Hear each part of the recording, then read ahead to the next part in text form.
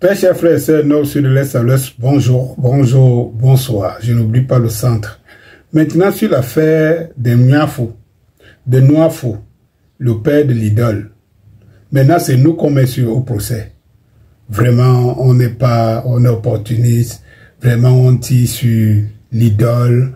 Vraiment, on est devenu des spécialistes et tout. Je me reconnais que je suis un des tout premiers à tirer sur l'idole. Et je vous avais dit le pourquoi. Les vidéos restent là et peuvent parler. Ça dit que, pardon, nous les Camerounais, enlevons les émotions, jugeons souvent froidement les choses. C'est comme ça que nous pouvons faire évoluer notre société.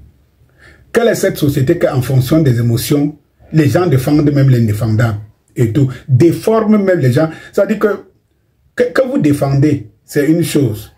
Mais que vous allez jusqu'à nier la raison, la réalité, le bon sens, c'est une autre chose, juste parce que vous voulez faire parler vos émotions. Moi, je suis désolé. Je vous ai dit que l'idole n'avait pas assez prononcé. Parce que les médias, les réseaux sociaux ne sont pas un tribunal. Et quand tu viens aux réseaux sociaux, et ça dépend des réseaux sociaux, comme Facebook, la plupart, surtout pour nous les Africains et les Camerounais, 80%, 90% des gens qui s'y trouvent, c'est des gens que ce n'est pas leur cerveau qui parle. C'est des gens, peut-être, ils ont réussi dans leur vie, ils sont des vendeurs, de commerçants, ils creusent des trous, ils font des boulots et tout ça. Mais ce n'est pas l'intelligentsia sur laquelle tu peux te baser pour venir te... C'est de donner de la valeur hein, à des personnages ou des personnes qui n'en ont pas.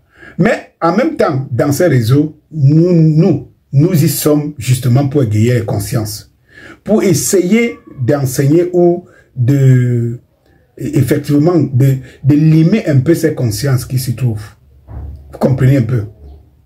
Je me résume par rapport à cette affaire.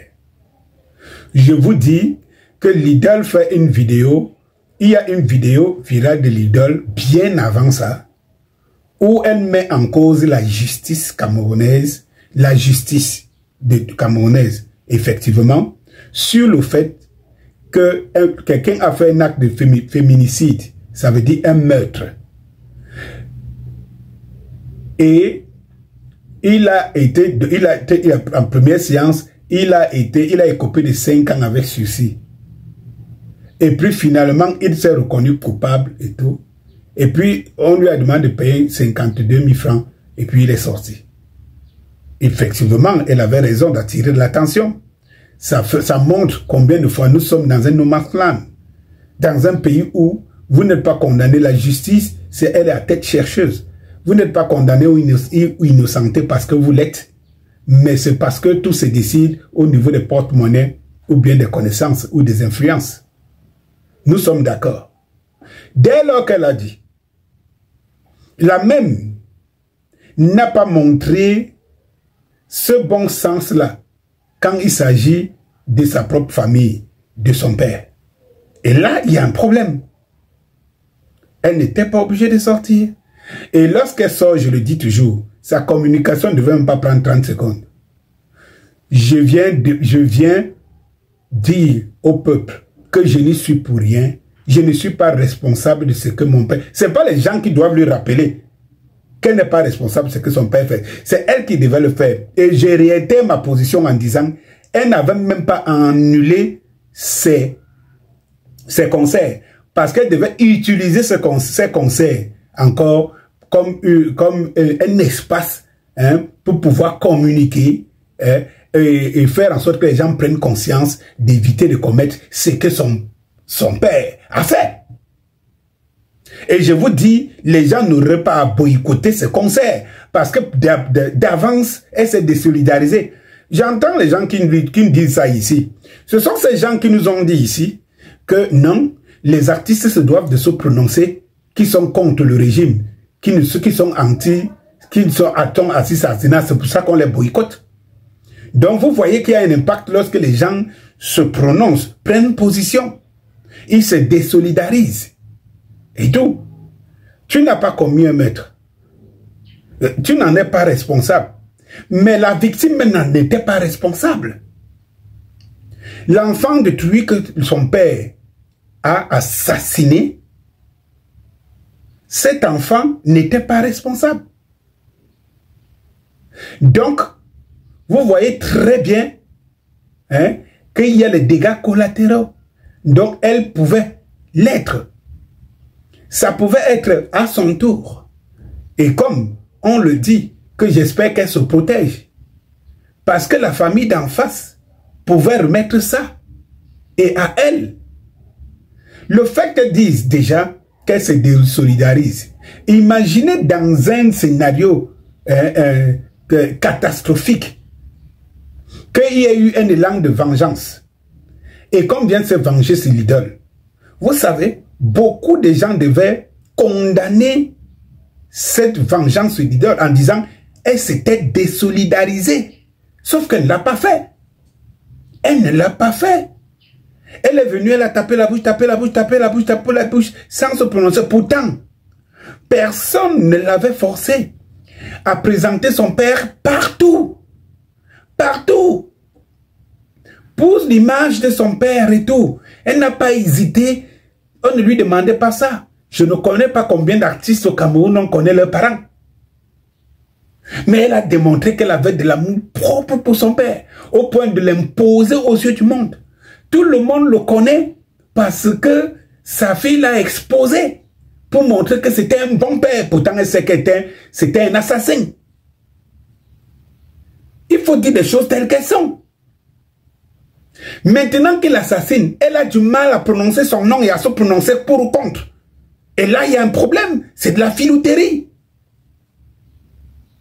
Non mais, regardez sur la toile. Vous avez 1000 photos de l'idole avec son père. C'est un homme exemplaire.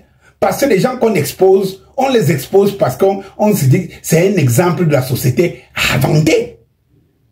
D'où vient-il qu'il est arrivé, ça se montre, qu'il a un passé très violent, qu'il aurait même déjà commis des meurtres bien avant.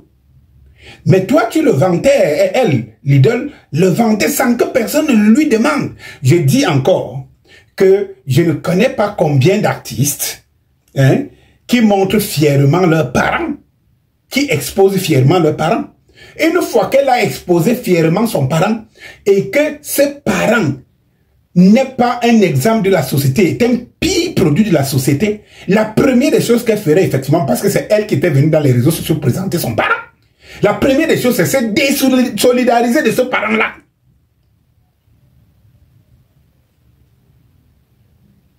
Est-ce que ce n'est pas réalité? Mais voici qui suit là dans les réseaux sociaux. Tout le monde connaît Danny Scorpio. Si quelque chose arrive, même dans ma famille, je ne dirais pas aux gens que vous n'avez pas le droit, c'est ma vie privée. Parce que j'ai désormais une vie publique. Ce n'est pas quelqu'un qui m'y a amené. J'y suis venu moi-même. Imposer que regardez-moi. Et me regarder, c'est regarder tout ce qui est derrière moi. Si je prends maintenant ma mère ou mon père, je commence à exposer. Ou mon enfant, je commence à exposer, je suis fier, je montre que mon enfant, je suis fier de lui. Je suis fier. Il commet un acte. Mais si je ne viens pas le dénoncer, alors que c'est moi qui vous l'ai présenté, mais c'est que soit je suis complice, soit je suis de très mauvaise foi. Alors à ce moment, je n'avais pas à donner des leçons à quelqu'un précédemment. Parce que ce qui lui rattrape, ce qui le rattrape autant pour moi, c'est le fait qu'elle avait moralement donné sa position par rapport à un féminicide. Sauf que, je répète, que dans un meurtre peut arriver par accident. Par accident. Ce qu'on appelle crime involontaire, dans une bagarre, dans un machin et tout ça. Et donc, on peut considérer les circonstances atténuantes. Et elle est venue nous dire, est-ce que ça vaut le prix d'une disparition de cette dame? Mais elle n'est pas venue nous dire, quand son père a commis le meurtre de cet homme qu'il a battu à mort, pire, il commet quelque temps après un assassinat. Et vous dites quoi? Vous dites qu'on apprend après l'idole? Bonsoir.